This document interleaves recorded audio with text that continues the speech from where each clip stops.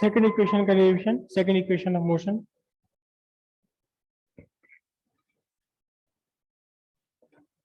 By the definition of speed, v equals क्या था, ds by D T. तो फिर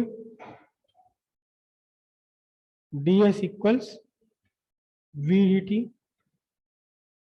ds equals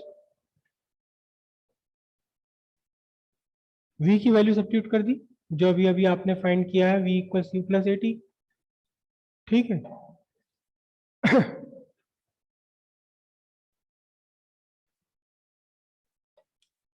integrating with in proper limit, यहां integration है time distance के पोजीशन के रेस्पेक्ट में, तो इसकी लिमिट्स क्या है, 0 टू s, यहां टाइम के रेस्पेक्ट में 0 से t तक चेंज हुआ है।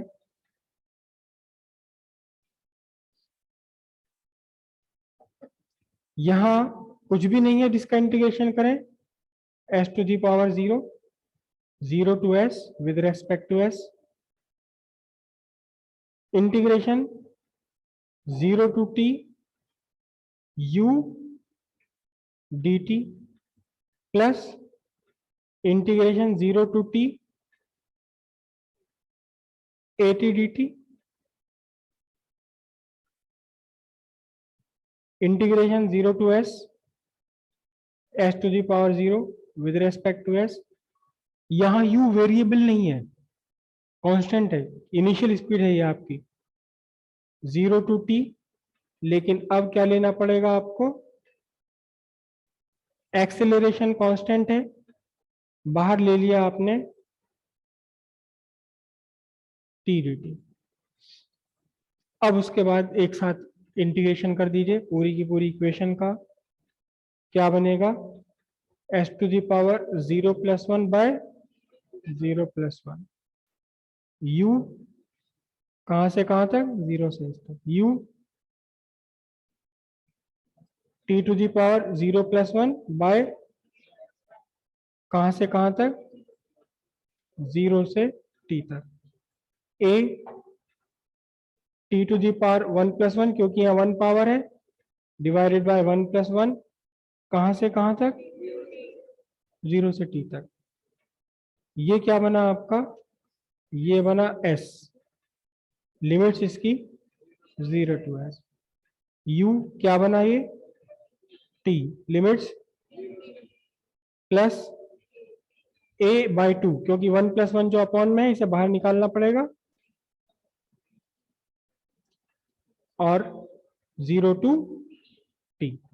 अब लिमिट सब्स्टिट्यूट कर दीजिए, s इस वेरिएबल s में पहली बार सब्स्टिट्यूट किया अपर लिमिट s, अगली बार सब्स्टिट्यूट किया लोअर लिमिट 0, दोनों के बीच में माइनस, u टाइम वेरिएबल को एक बार रखा अपर लिमिट, टाइम वेरिएबल को एक बार लिखा लोअर लिमिट, दोनों के बीच में माइनस, a बाई 2 एक बार लिखी अपर लिमिट, एक बार लिखी लोअर लिमिट। तो अब आपके पास क्या बना ये, अब आपके पास सिंपल, बिल्कुल सिंपल बन रहा है, ये क्या बचा, s t minus 0 t ut plus half a और t square minus 0 square t square. ये आपकी सेकंड इक्वेशन आ गई, second equation of motion.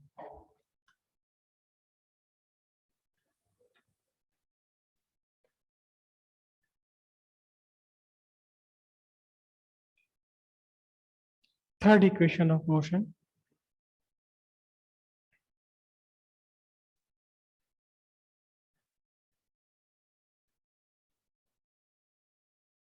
by the definition of acceleration, a equals dv by dt।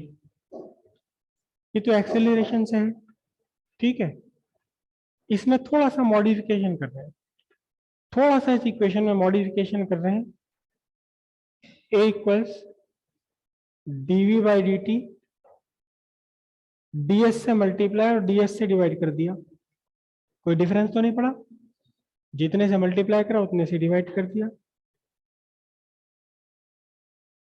थोड़ा सा और मॉडिफिकेशन किया, ds के साथ मैंने ले लिया dt, बचा आगे dv बाई ds,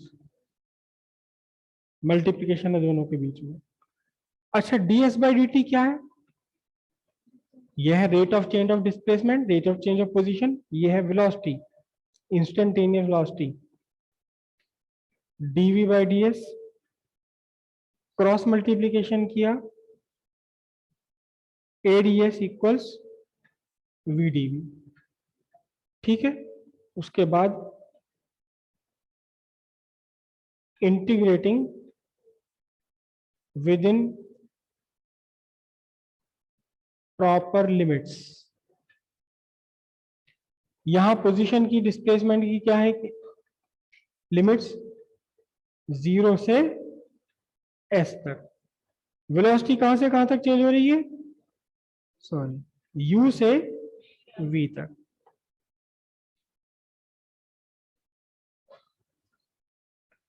अब एक्सेलरेशन कांस्टेंट है, इंटीग्रेशन के बाहर लिया 0 टू s और s टू द पावर 0। यहां तो v है हमारे पास वेरिएबल, वेलोसिटी को वेलोसिटी के रेस्पेक्ट में करना है, तो यहां कोई झंझट नहीं, सिंपल है, वेलोसिटी का इंटीग्रेशन वेलोसिटी के रेस्पेक्ट में। ठीक है,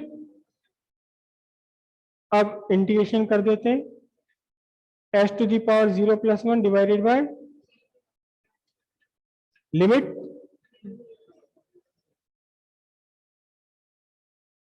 v to the power 1 plus 1, क्योंकि यहां पावर कितनी है? 1 है, और नई पावर से इसे डिवाइड कर दिया, कहां से कहां तक? u to v। क्या बना ये बना s फ्रॉम 0 टू s, ये कितना बना?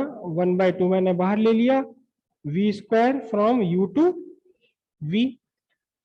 सब्स्टिट्यूट कर दीजिए, s वेरिएबल को अपर लिमिट s से सब्स्टिट्यूट किया, s वेरिएबल को लोअर लिमिट 0 से सब्स्टिट्यूट किया, बीच में minus, half by variable v square को अपर लिमिट से सब्स्टिट्यूट किया, वेरिएबल v स्क्वायर को लोअर लिमिट से सब्स्टिट्यूट किया, बीच में माइनस। क्या बचा? as equals half v square minus 2as equals, और u स्क्वायर को इसके साथ ले लीजिए, तो u square plus 2s equals, ये आपकी बन गई थर्ड इक्वेशन। ठीक है।